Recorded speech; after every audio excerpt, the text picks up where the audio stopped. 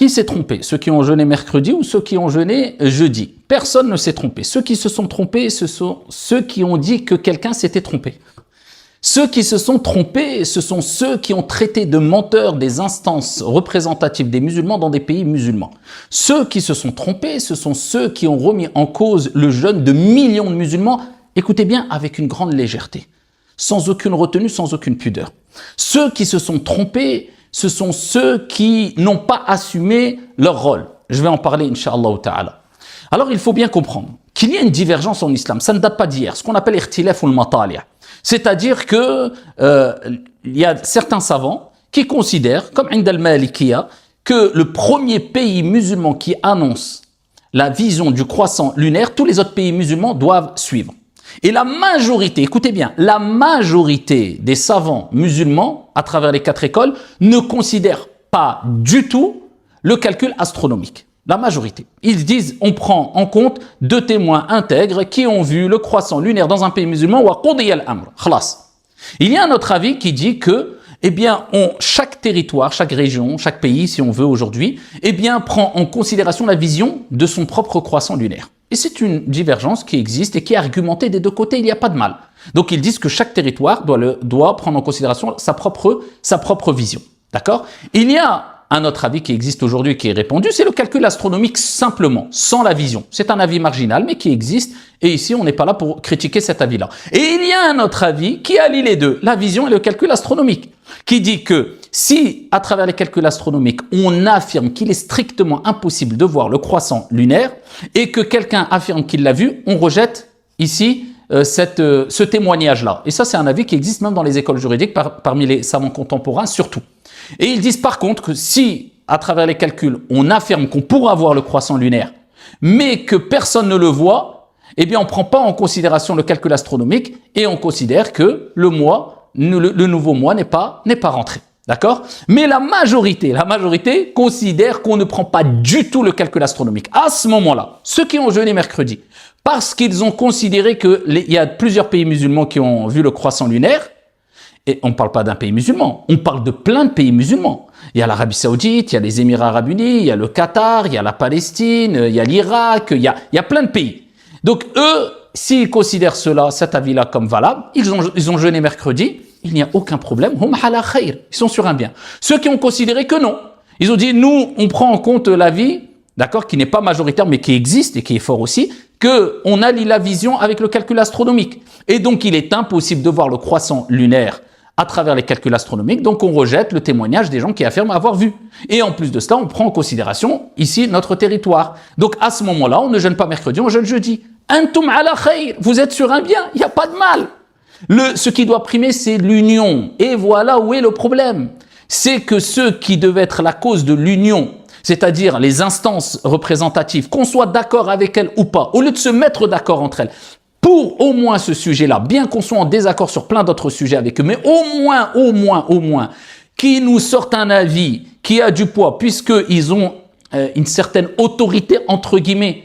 Leur avis a du poids puisque leur avis est repris par les médias, etc. Ils sont affiliés à beaucoup quand même d'associations, etc. Donc au lieu de nous sortir un avis, et même, allez, khlas, on va aller loin, même si on n'a pas de détails concernant votre méthodologie, dans tous les cas, si vous prenez tel jour ou tel jour, on restera dans le cadre avec la divergence qu'il y a. Sortez-nous un avis, mais un seul avis. Alhamdulillah, même si vous avez pris votre avis autour d'un bret d'atay avec des cornes de gazelle et simplement en regardant la télé, regardez quel pays a commencé le mois du Ramadan et en faisant croire que, en fin de compte, vous avez fait une recherche poussée, même si vous nous dites que, même si on sait que peut-être certains ne vont pas se fier à tous les avis de jurisprudence, même si vous nous dites que vous avez vu Jupiter et Saturne, vous n'avez même pas regardé le croissant lunaire, rien à faire.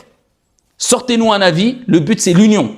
On restera dans le cadre avec la divergence qu'il y a dans tous les cas. Premier pays musulman qui l'a vu, le croissant lunaire, ou bien le territoire. Mais même cela, eh bien, on n'est pas capable d'en arriver là. Pourquoi cette division? Pourquoi cette humiliation? Pourquoi cette fitna? Vous savez pourquoi? Parce que peut-être notre foi, notre pratique est éparpillée. Peut-être on a un problème d'ego. C'est la répercussion de nos péchés aussi. Et si on est humilié comme cela, l'humiliation, eh bien, découle souvent de la conséquence des péchés. Donc, des péchés particulièrement. Donc, à nous de nous remettre en cause. Pourquoi on s'est autant éloigné, illa man rahimallah, de la religion pour en arriver là? Donc il faut une introspection. C'est pas normal qu'on en arrive là. On est peut-être dans la banalisation trop excessive du péché et du mauvais comportement, de la mauvaise moralité, l'éloignement de la fraternité et de tous les moyens qui nous permettent de renforcer la fraternité entre nous. C'est peut-être les conséquences de cela, il faut se poser la question. Donc en tous les cas, mercredi ou jeudi, alhamdoulilah, tout le monde est sur un bien. Le but maintenant, c'est d'unir avec les moyens qu'on a. Eh bien, vu qu'on ne peut pas s'unir au niveau national, la Belgique par exemple l'a fait, la majorité a fait jeudi, alhamdoulilah, ils ont une annonce officielle, claire, qui a réuni, certains ont fait mercredi, mais la majorité ont fait jeudi, c'est très bien. Là, aujourd'hui en France, c'est maintenant le balbala, à peu près du 50-50, certains disent qu'il y a un peu plus qui jeûnent mercredi, à la kulli hal, bah au moins, suivez votre ville. Et c'est aux villes de se mettre d'accord entre elles, c'est-à-dire c'est une leçon à prendre. Pour les prochains événements, faut qu'il y ait une certaine alliance entre les associations et les mosquées de la même ville. Quand il y a des problèmes comme cela, eh bien on s'est déjà mis d'accord sur une prise de décision. Au moins, on se met d'accord sur le fait qu'on prend la même décision, pour unir au moins la ville. Allez, khlas, même la ville, elle est, elle est désunie, elle n'est pas d'accord. Au moins la mosquée. Eh bien, chaque personne qui a l'habitude de fréquenter une mosquée, il suit la vie de sa mosquée et il réunit les troupes, au moins dans sa mosquée et chez lui. Au moins qui jeûne en famille le même jour et qui termine le même jour, incha'Allah ta'ala. Donc, en tout cas, c'est ce qu'il faut faire. Maintenant, il y a des solutions qui peuvent être apportées. C'est si, par exemple, on décide, dans le pays dans lequel on est, nous, on se réfère à l'avis qui est chacun à sa propre vision. Là, c'est un avis, mais il faut comprendre, hein, c'est pas l'avis unanime, c'est ça qu'il faut comprendre. Donc, même si on prend cet avis-là, on l'impose pas aux autres. Mais pour cela, il faut assumer après. Donc, il faut non seulement un observatoire avec des spécialistes, etc., et qui ne viennent pas du jour au lendemain pour sans communication forte et sans avoir fédéré le maximum de responsables religieux, mais surtout aussi les instituts qui sont en place et les institutions aussi qui sont en place. Pour avoir du poids, on n'a pas le choix malheureusement. Ça, c'est un sujet sur lequel on était il y a déjà 10 voire 15 ans avec à l'époque l'OLMF quand ils avaient commencé à faire leur initiative. Je me rappelle, j'avais proposé de soulever ce chantier-là avec des frères quand on était... Bref, je rentre pas dans les détails. Certains n'étaient pas trop d'accord. Pour moi, c'était une priorité à la kulli hal. Mais si on le fait, il faut le faire bien. Pour que quand on sorte ce projet-là, on a réussi à fédérer des religieux, c'est-à-dire des références religieuses, mais aussi le maximum d'associations et surtout les institutions, entre guillemets, dites représentatives, qui ont du poids. Quand ils font une annonce, tous les médias reprennent leur annonce pour pouvoir faire le poids. Ça, c'est un travail qui se fait en amont, dans les coulisses. Comme ça, quand on sort le projet, c'est tellement costaud que tout le monde fédère et adhère. Et il faut mettre son ego de côté, etc. Donc ça, c'est un beau projet à faire, mais c'est pas n'importe comment. Donc aujourd'hui, en tout cas, aujourd'hui, eh bien, certains ont annoncé mercredi pour les arguments que je vous ai donnés et parce que aujourd'hui, la mosquée de Paris, on va dire, a plus de poids dans les annonces. Pourquoi? Bah parce que même, vous voyez les médias, c'est l'annonce de la mosquée de Paris qui répondent. Bien que moi, je suis en total désaccord sur beaucoup de questions et beaucoup de sujets avec la mosquée de Paris. Le sujet n'est pas là. C'est que le but, c'est de trouver une institution qui puisse réunir juste pour commencer Ramadan et pour annoncer Al-Eid. Donc pour l'instant, malheureusement, même les instituts, les institutions, les fédérations, ceux qui sont censés représenter les musulmans, ont échoué sur cette question-là. Ça serait bien qu'ils puissent trouver une solution ou alors, à défaut d'avoir une alternative solide qui voit le jour, incha'Allah ta'ala. Donc, à la kulli hal, pas besoin de continuer à envenimer la situation, à rajouter de l'huile sur le feu, mais il faut agir avec respect. Et il faut faire attention à ceux qui parlent avec légèreté en traitant tel pays de menteurs et tel de...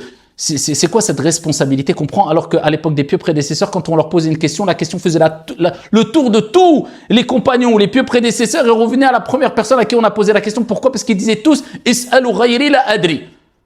Parce que je posais la question à d'autres personnes, je ne sais pas. Parce qu'ils avaient peur de l'impact et des conséquences de leur réponse. Et aujourd'hui, avec légèreté, du fond de notre chambre, on ouvre la caméra, tout le monde s'est trompé, rattrapez votre jour de jeûne. T'es qui, toi? Qui t'a donné la responsabilité de dire ça avec autant de légèreté? Donc, un peu de retenue, un peu de respect. Et bien, idnillah azza wa jal, faut faire primer l'union. Al-jama'atu rahma wal-furqatu adhab, kama qala alayhi salatu wa salam, surtout sur ces questions-là. On n'est pas dans des questions de jurisprudence où il n'y a pas de on suit le haqq et point. Ça, c'est des questions de divergence et qui, l'impact va peut-être désastreuse, créer la fitna et l'humiliation comme on le vit là maintenant. L'union, suivre le groupe, c'est une source de miséricorde. Et on le vit à ce moment-là malheureusement. Qu'Allah subhanahu wa ta'ala accepte notre jeûne